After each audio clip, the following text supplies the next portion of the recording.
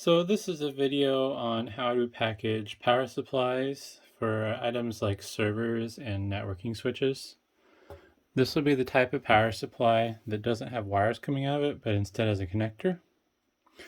And one of the first things you do, or should do at least, when you're packaging this, is protect these pins from damage.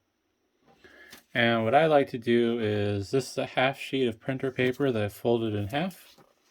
And I will fold that over the connector, pull it nice and tight, and I'll use some painter's tape to hold it into place. This just kind of helps reduce the risks of something getting into those pins and getting around them. You could still potentially damage the pins if you're being reckless, or maybe, the package gets hit with a forklift, but at that point, I mean, you're kind of screwed anyway, so yeah. And then, with anything you're packaging, gotta wrap it in bubble wrap.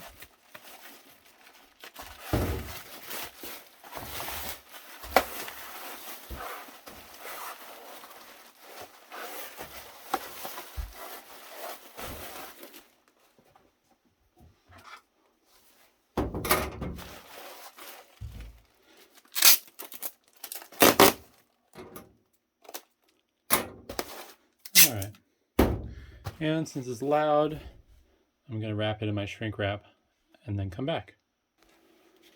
Alright, well, now this has been wrapped in bubble wrap and then shrink wrapped to keep the bubble wrap nice and tight and make it more moisture resistant.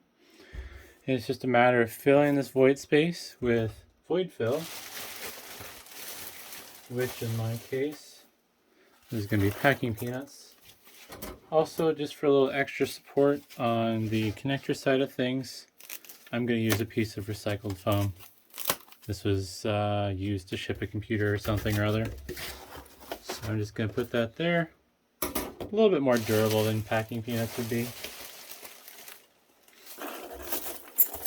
Plus, it's nice to recycle. I have a few friends and family and customers that I work with that save that stuff for me. It helps them out because then they don't have to throw it away and waste space in their trash cans. And it helps me out because then that's less materials I have to buy.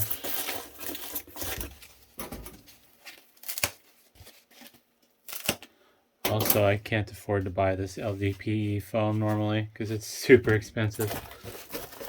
So it's exciting when I get it because that just means that the stuff I'm packaging is going to be that much nicer.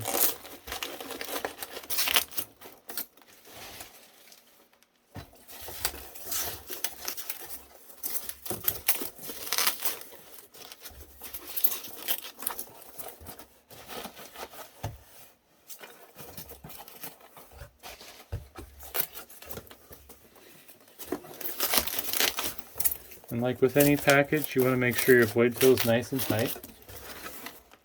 And then it's just a matter of doing your traditional taping. Tape down the seams, tape down the edges of the flaps, and do the obligatory shake test.